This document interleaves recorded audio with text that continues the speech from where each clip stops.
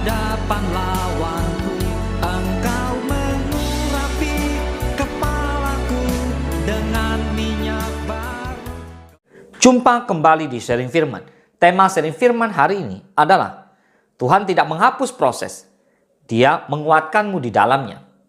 Shalom saudara, banyak orang percaya kepada Tuhan. Tetapi ada satu hal yang sering membuat iman kita goyah, yaitu proses kehidupan. Kita berdoa agar masalah hilang. Kita berharap jalan menjadi mudah. Kita ingin Tuhan segera membuka pintu berkat. Namun seringkali yang terjadi justru sebaliknya. Masalah tidak langsung hilang. Pergumulan tetap ada. Tekanan hidup terasa berat.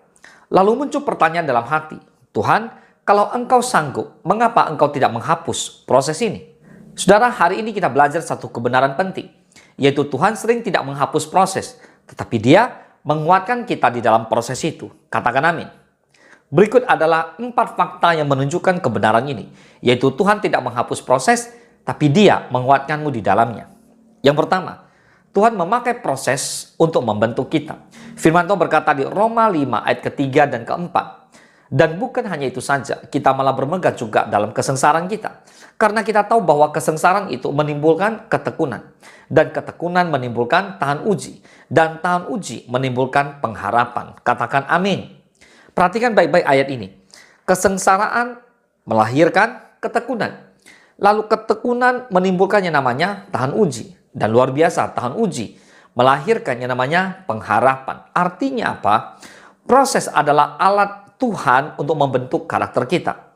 Jika Tuhan selalu menghapus masalah kita, maka kita tidak belajar sabar.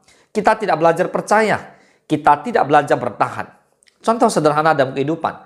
Ada seorang anak yang selalu ditolong dalam segala hal akan tumbuh menjadi lemah. Tetapi anak yang dilatih menghadapi tantangan akan menjadi kuat. Begitu juga Tuhan mendidik kita. Dia bukan hanya ingin kita diberkati, tapi Tuhan ingin saudara dan saya dibentuk. Katakan amin. Yang kedua, Tuhan tidak menyelamatkan Daniel dari gua singa, tetapi menjaganya di dalamnya. Salah satu contoh yang paling jelas dalam Alkitab adalah kisah Daniel. Daniel adalah orang yang setia kepada Tuhan. Namun kesetiaan itu justru membuat dia masuk ke gua singa. Daniel 6 ayat 17 berkata, maka dibawalah sebuah batu dan diletakkan pada mulut gua itu. Lalu raja mencap itu dengan cincin materainya dan dengan cincin materai para pembesarnya, supaya dalam hal Daniel tidak dibuat perubahan apa-apa. Bayangkan situasinya, gelap, tertutup, dikelilingi singa lapar. Tuhan bisa saja mencegah Daniel masuk ke gua singa, tetapi Tuhan tidak melakukannya. Tuhan mengizinkan proses itu terjadi, namun yang luar biasa adalah di Daniel 6 ayat 23 berkata, Allahku telah mengutus malaikatnya. Wow, untuk mengatupkan mulut singa-singa itu, sehingga mereka tidak mengapa-apakan aku, karena ternyata aku tak bersalah di hadapannya. Tetapi juga terhadap Tuanku, ya Raja, aku tidak melakukan kejahatan. Perhatikan ini, Tuhan tidak menghapus gua singa, tetapi Tuhan hadir di dalam gua itu. Saudara, mungkin hari ini ada yang sedang berada dalam gua masalah, ada yang berada dalam gua tekanan ekonomi, bahkan ada yang dalam gua pergumulan keluarga dan sebagainya. Ingat satu hal ini, jika Tuhan mengizinkanmu masuk ke dalamnya, Tuhan juga sanggup menjagamu di dalam itu. Amin. Yang ketiga, Yesus tidak menghindari salib, tetapi menjalani prosesnya. Contoh terbesar adalah Yesus sendiri.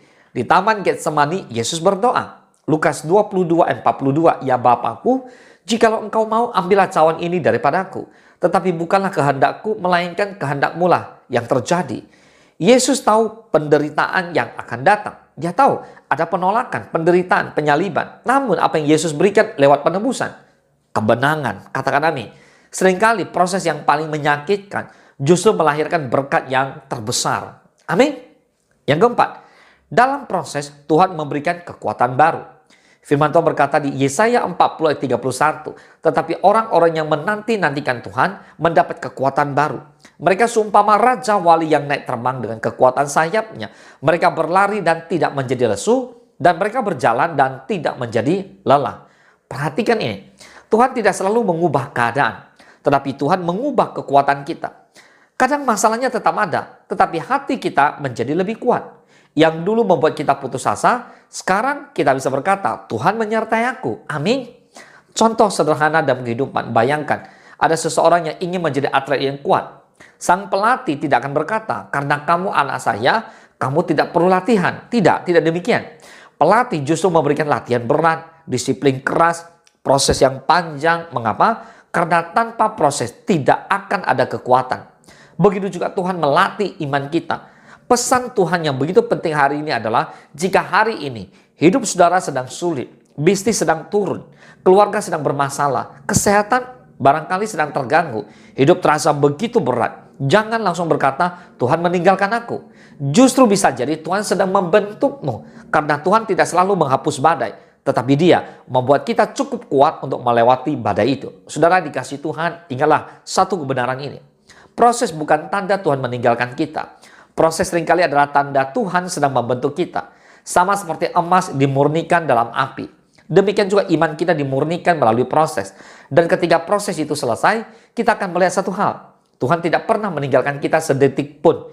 Dia berjalan bersama kita, Dia menopang kita, dan Dia menguatkan kita. Roma 8 ayat 28 kita tahu sekarang bahwa Allah turut bekerja dalam segala sesuatu untuk mendatangkan kebaikan bagi mereka yang mengasihi Dia, yaitu bagi mereka yang terpanggil sesuai dengan rencana Allah. Segala sesuatu artinya termasuk proses kehidupan. Tuhan tidak selalu menghapus prosesmu, tetapi Dia pasti menguatkanmu di dalamnya. Boleh katakan amin. Tuhan Yesus memberkati.